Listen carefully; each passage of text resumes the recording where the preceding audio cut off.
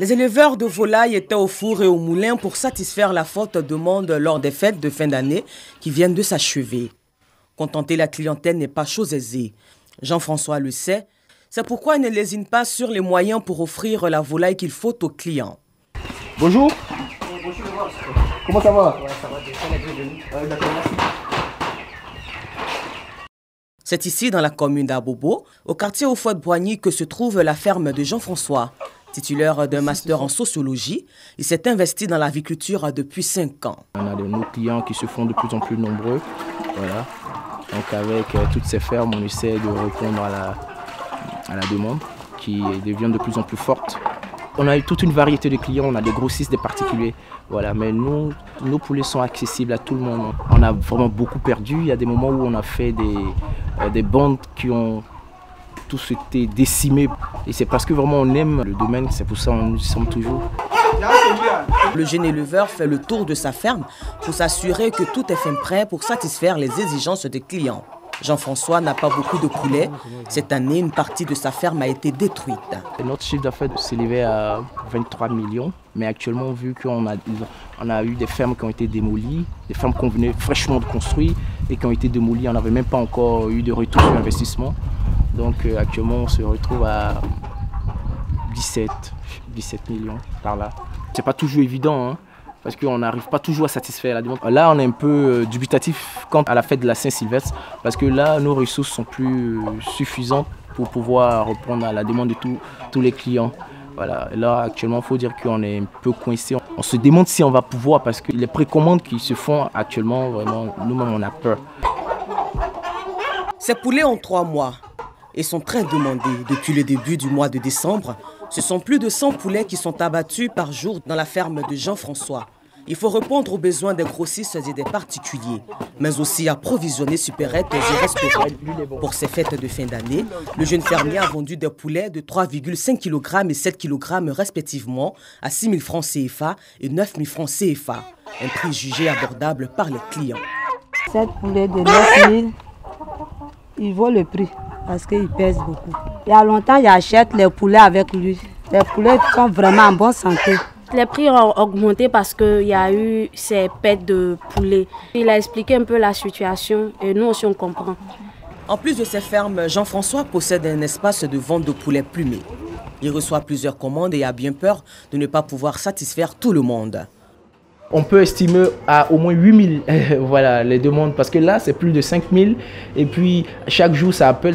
Il y en a même qui ont déjà fait des dépôts, voilà, pour réserver. Et ces clients-là, ils sont priorité parce qu'ils ont déjà payé, ils ont payé à l'avance. Donc, ils seront les premiers à être satisfaits.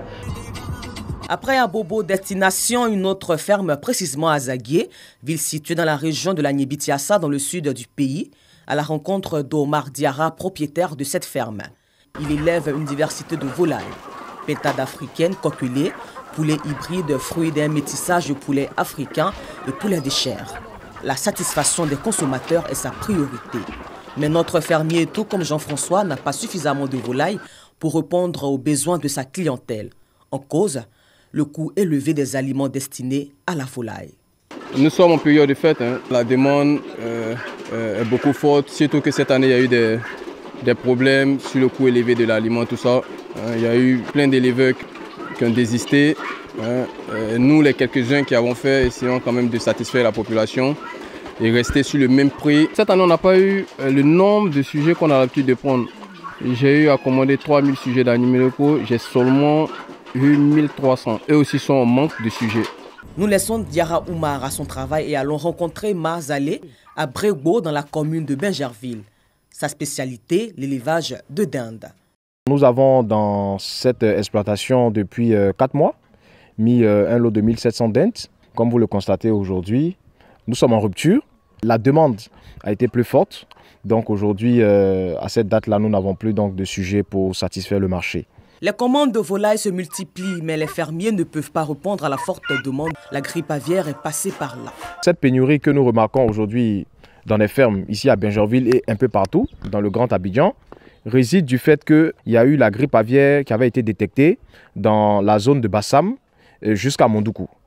Donc cette zone-là aussi était une zone de production qui ravitaillait à Abidjan. Donc aujourd'hui, la plupart des autres marchés sont obligés de s'appuyer sur Bingerville, sur Songon ou encore Azaguié, qui sont aussi des zones de production. Donc déjà, ça a pénalisé beaucoup. Face à cette maladie de la grippe aviaire, le directeur des services vétérinaires de Côte d'Ivoire rassure. Je voudrais les rassurer pour dire que le dispositif du ministère des Ressources animales permet d'assurer un bon maillage sanitaire. Nous avons plus de 260 postes d'élevage sur toute l'étendue du territoire national qui travaillent en harmonie avec les groupements de défense sanitaire pour ce qui concerne la filière avicole. Et donc, ce travail en harmonie-là permet d'avoir la situation sanitaire des élevages en Côte d'Ivoire. Tout producteur doit déclarer son établissement ou sa ferme. Et donc, doit pouvoir respecter le minimum de bonnes pratiques d'hygiène. Nous veillons au gain que toute denrée susceptible de porter atteinte à la consommation est retirée systématiquement de la vente et donc faire l'objet de destructions systématiques.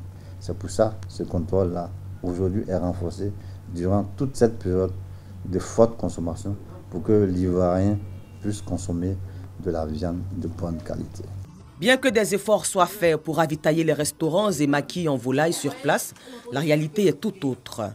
Les restaurateurs évoquent un manque criant de volaille, ce qui pourrait impacter négativement leur chiffre d'affaires. On n'a aucun poulet, la clientèle demande, donc nous sommes obligés actuellement de passer un peu partout pour voir si on va trouver du poulet. Actuellement, la patronne est en course pour avoir un peu de poulet pour satisfaire nos clients.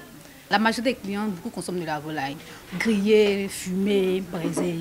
Est-ce que les clients consomment? Actuellement, nous sommes en rupture de stock. Ce qui reste, ce n'est pas beaucoup. Or, on a d'autres commandes encore. Voilà.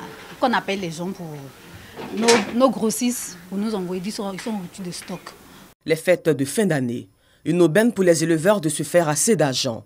Malheureusement, pour des raisons sanitaires dues à la grippe aviaire et à la cherté des aliments, les fermiers voient leur chiffre d'affaires réduit de plus de 30%. Leur souhait que les fêtes de fin d'année prochaines soient encore meilleures que celles de l'année 2021. Premier jour de l'an, la place Alassane Ouattara de Fekese-Dougou est noire de monde. Salif Keïta a quitté les bords du Djoliba au Mali pour être sur scène à Fekese-Dougou.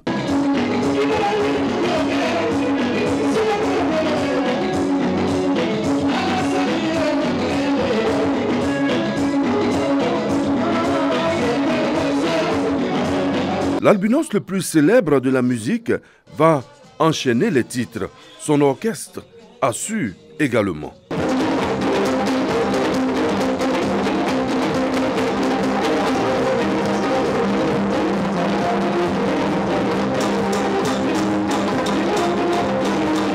Le moment est magique. Fekese-Dougou communie avec l'artiste.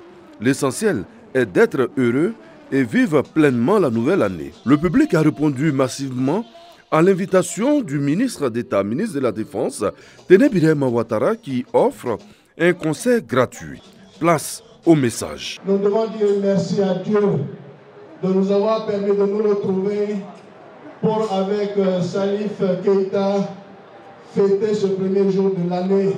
Notre souhait le plus ardent, que cette année 2022 soit une année de paix, soit une année de santé, soit une année de bonheur. Après une dizaine de titres, Salif Keïta va quitter la scène.